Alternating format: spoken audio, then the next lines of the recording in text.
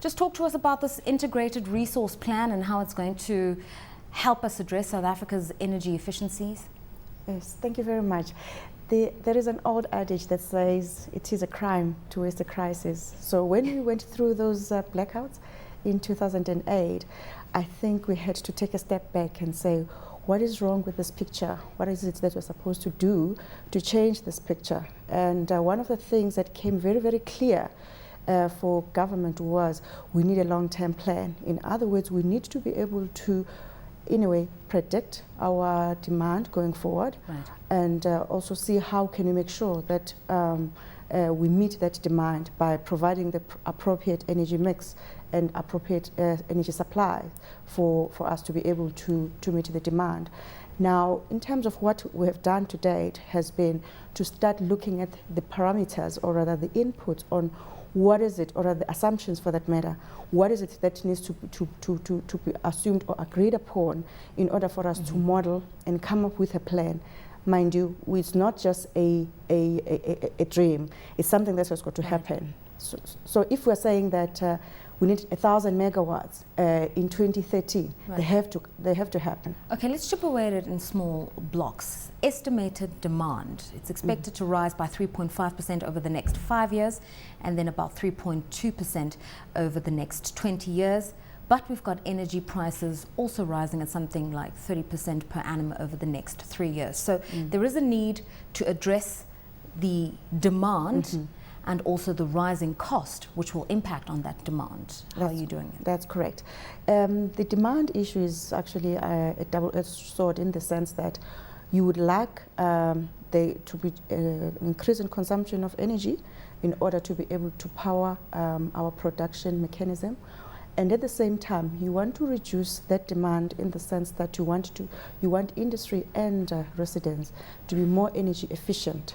So effectively then, what we are trying to do then is to be able to say, if we create such incentives for people to reduce the demand without reducing production, what is it that needs to happen? And that is part of the integrated resource plan.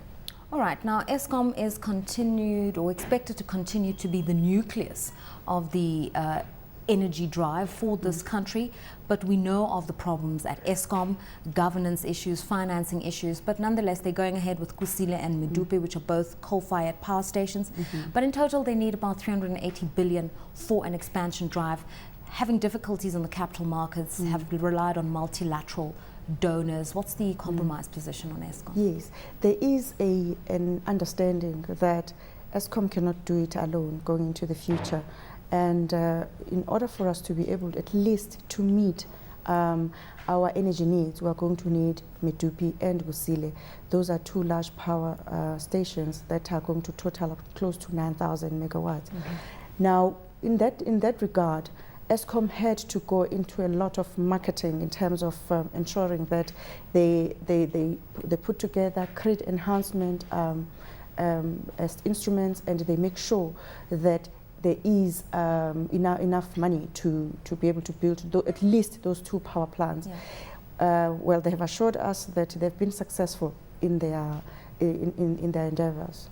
Okay, you talk about the renewable feed-in tariff, or at least the program does, medium-term power purchases, open cycle gas turbines, and all of these are meant to improve on efficiencies. Can you just talk to us about what these are and what is the approach to bettering efficiency? That's right. Again, the integrated resource plan, it's a 20-year plan that is going to be looking at our supply needs. What we have referred to is some of the supply options that we are considering in ensuring that we never have to go into a blackout mode ever again. So hence, therefore, that's why we are putting together all those programs in place to make sure that we have adequate supply to meet our current demand. On the other hand, we are also putting incentives, among those your solar water heating program, the exchanging of CFLs, which seeks to make sure that we reduce our energy consumption. How do you respond to Eskom repeatedly warning us that we could have an energy shortage by year 2013 and we should expect blackouts as early as the next 18 months or so? That's correct. That is in a do-nothing scenario. If we do nothing, definitely we're going to have a blackout, but we're not going to wait for the blackout to happen. We've got to do something to make sure that we never have to go into that blackout mode. Hence, therefore, it is important for us to ensure then that we reduce the demand, because at the moment, the most important or most effective tool that we have to ensure that we don't go into a blackout mode in 2011 is to create incentives to reduce demand without compromising production. Okay, Ulrich, your opinions on this one. We've heard about the integrated resource plan and the various elements of improving on efficiency and also trying to reduce dependency on Eskom, but not forgetting that as a monopoly player, they are the nucleus of this energy program. Yeah, I think that if we look at the problems that we faced with the energy supply to South Africa and especially the electricity supply to South Africa, then of course it was a problem of not planning correctly and not doing what we had to do. And if we look at the tariff increases that we've had in the 1990s, it was to reduce the inflation rate, but not to create capital for the expansion of Eskom that we knew which had to come. So I think that if we look at the next 20 years, the important thing about a 20-year plan is that first of all, you will be wrong about what's going to happen in 20 years' time. And therefore, we have to have a review of these plans on a yearly basis. I think that's so important. At the same time, of course, we have to look at the tariff increases that we allow Eskom. And I think if we talk about the next 3 years, then we say yes, but most likely over the next 5 years we will have, or the next 4 years, because we're already sitting in the first year of a tariff increase, that over the next 4 years we're going to have the 30% increase of tariffs, which is going to have an impact on the cost structure of the South African economy. No doubt about it. And therefore, of course, I think that this is going to play into this situation with which the DG has mentioned to us that, because of the price increases, we're going to have lower demand.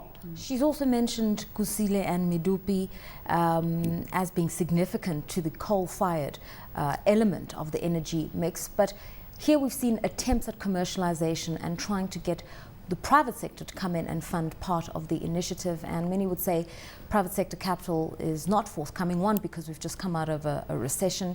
2, because credit lines are dry. But 3, because there isn't really a lot of confidence in Eskom as an entity, and the private sector wouldn't want to invest so heavily in infrastructure and not be sure of good returns, market-related returns. Yeah, I would mention the fourth problem is, what sort of return do these people, the private sector, get on its investment in the supply of electricity?